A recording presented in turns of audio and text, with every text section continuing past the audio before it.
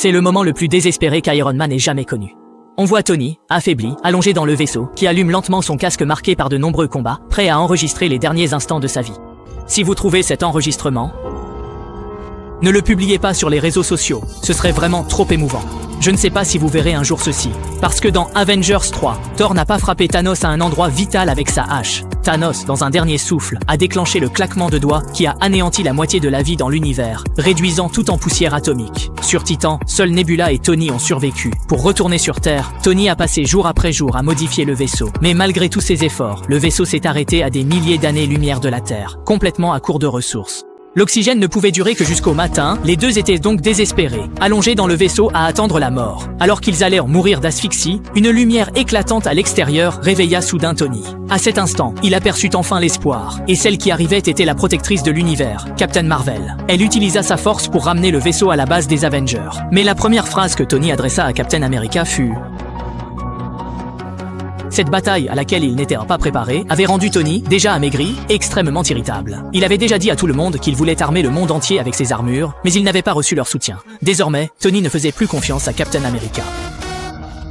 Faisons-le ensemble aussi. Devine quoi, Cap? Nous avons perdu. Tu n'étais pas là. On voit Tony devenir de plus en plus agité en parlant, allant même jusqu'à retirer le réacteur arc de sa poitrine pour le tendre à Captain America. Puis, à bout de force, il s'évanouit au sol. En voyant Thanos malmener la Terre à ce point, Captain Marvel, intrépide, se retourne, bien décidé à aller éliminer Thanos et à récupérer le gant de l'infini pour ramener à la vie la moitié disparue de l'humanité. Quant à Thor, il se sent coupable à cause de sa hache.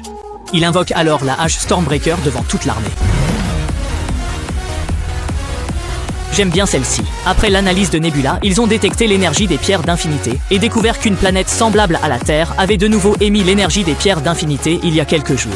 Cependant, ce qu'ils ignorent, c'est qu'à ce moment-là, Thanos a déjà commencé sa retraite. On le voit, apparemment après une grande bataille, rentrer lentement dans sa cabane, traînant son corps fatigué, pensant pouvoir se reposer 2 minutes et demie. Mais soudain, une puissante énergie descend du ciel. Captain Marvel profite de sa surprise pour immobiliser le bras de Thanos, puis Thor, sans hésiter, lui tranche le bras gauche d'un coup de hache. Mais lorsque Rocket retourne le gant de l'infini, il découvre que les 6 pierres avaient déjà disparu sans laisser de traces. En fait, pour empêcher les humains d'utiliser les pierres d'infinité afin de changer le destin, Thanos, bien qu'à bout de force, a utilisé les propriétés d'annulation mutuelle des pierres pour toutes les détruire en même temps, ce qui a failli lui coûter la vie. Tout le monde pensait alors que Thanos mentait.